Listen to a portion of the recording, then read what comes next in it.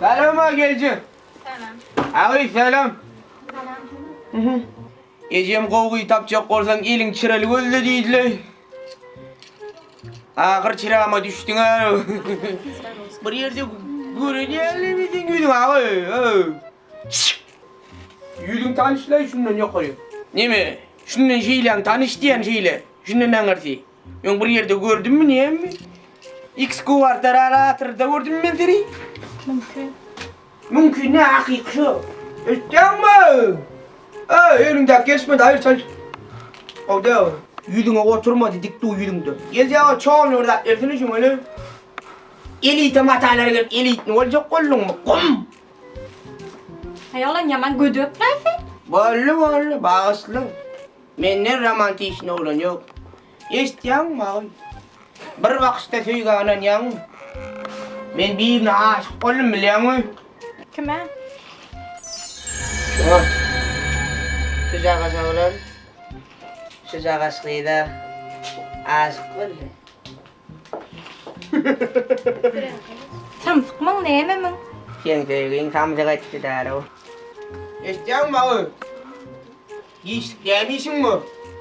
Eli salam masalamda koyunup çık. Kine tiyatro çağıracak oğlumla. Вообще-то sen kim? Neyse tamam mı? Hacı Mehmet'i tanıyan mı? Tamam.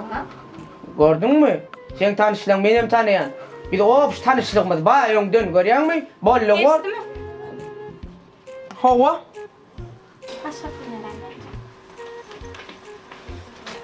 İstiyor musun abi? Ben yanına şu ateşeli. Ne etmediğimle tanış olmadım kamayı? Ne edip sen bana duş gelmedin ön? Ha? Aydan diyenin vardır da Huday'a öğrendir. Ama o da işte ne korkunç mu oğlum? Evet koca da. Her böyle oldu. Geçti mi?